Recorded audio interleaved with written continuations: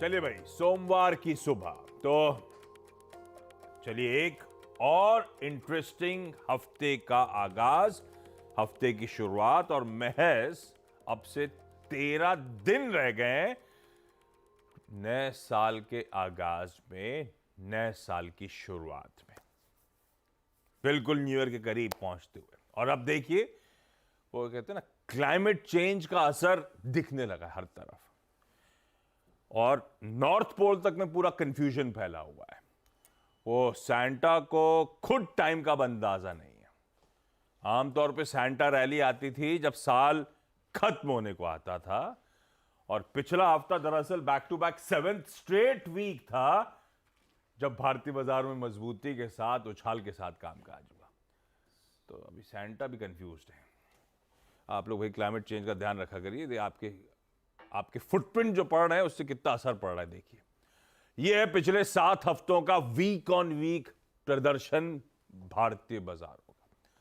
पिछले 7 हफ्ते है मजबूती के साथ कामकाज, और उसमें भी लास्ट 3 वीक्स देखिए मोमेंटम कैसा पिकअप हुआ है। 2.25, 3.5, 2.25% वीक ऑन वीक के जंप्स भारतीय बाजार। तो इंटेंसिटी लास्ट 3 हफ्तों में पिकअप होती हुई, टचवुड, मजा आ रहा है भारतीय बाजारों को देखकर। पर बड़ा सवाल यही है, क्या एक और हफ्ता बुल्स भड़के हुए नजर आएंगे? ये देखना है। बुल्स के धुआं निकल रहा है। गुस्से में फिरोज थक गए क्या वो गुस्से में? खैर, ये अब बड़ा सवाल है, देखते हैं वीक कैसे पैन आउट होता है। लेकिन लाइए जरा इस हफ्ते के इंपॉर्टेंट चीजें। बस सबसे important, last to last week सबसे इंपॉर्टेंट क्या था? हमारे आरबीआई की इंटरेस्ट रेट पे आउटकम या एमपीसी का आउटकम।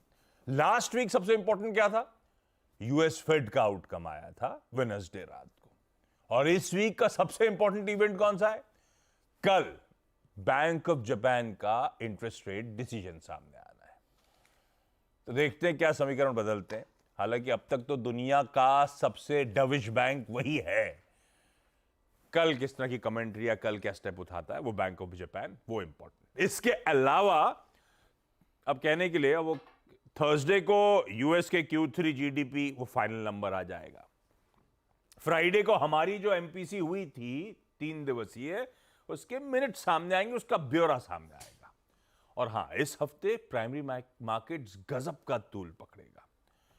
भाई पहले तो जो सब आईपीओ पिछले हफ्ते बंद हुए या फिर आज जो बंद हो रहा है, सबको T+3 नियमों के मुताबिक इसी हफ्ते लिस्ट होने आना है। और खूब सारे आईपीओ खुलने जा रहे हैं, जिनमें से 3 तो आज ही के दिन खुलेंगे। उन सब पे आगे आऊंगा, डिटेल में चर्चा करूंगा। पहले लेकिन गिफ्ट निफ्टी के संकेत, और गिफ्ट निफ्टी कह रहा है थोड़ा सा मामला अटका सा, इसलिए वो भड़के हुए बुल्स पे सवाल उठाया था मैंने। खैर 80 पॉइंट के दबाव के साथ खुलेंगे, 1/3% का दबाव है। बहुत अच्छी हमने मोमेंटम एंजॉय करें, हो सकता है कंसोलिडेशन का मूड बनाए, पर वो देखते हैं डेटा पॉइंट्स कैसे हैं और वीक कैसे प्रोग्रेस करता है। फालतू कंक्लूजन पे जंप करने का नहीं। खैर, जैसा हमारा मूड है, एशिया डायरेक्टर साहब ने स्क्रीन पर रख दिया है, ऐसे ही मिला जुला कामकाज, थोड़ा सा पस्त कामकाज, थोड़े से लाल मार्क के निशान में एशिया नजर आएगा। हैंगसेंग और शांघाई तो खैर थोड़ा सा अलग चाल, लेकिन फिलहाल फ्लैट नोट पे वो भी ट्रेड करते हुए। ये है ओवर द वीकेंड संकेत यूएस से, और यूएस में भी ऐसे ही हुआ है, मिला जुला कामकाज था। हल्के बहुत हरे निशान में या फिर फ्लैट यूएस के तीनों बेंचमार्क्स नजर आए, और आज सुबह के फ्यूचर्स भी लार्जली फ्लैट कामकाज करते हुए। ऐसे में ग्लोबली मूड मॉल है कैसा, इंडिकेशंस कैसे है हमारे लिए? हमने बहुत बढ़िया फेड के फैसले को अब डाइजेस्ट कर लिया है, तो उसके बाद के समीकरण इंपॉर्टेंट। नीरज जी बगल में बैठे, इनसे बातचीत होगी। वीरू बताएंगे कैसे आज मंडे के दिन पिछले हफ्ते के डेटा की रीडिंग क्या कहती है। फ्रेश अप्रोच मंडे का, इस हफ्ते का क्या रहेगा, निफ्टी बैंक पर रणनीति क्या बनाई जाए। और हर्ष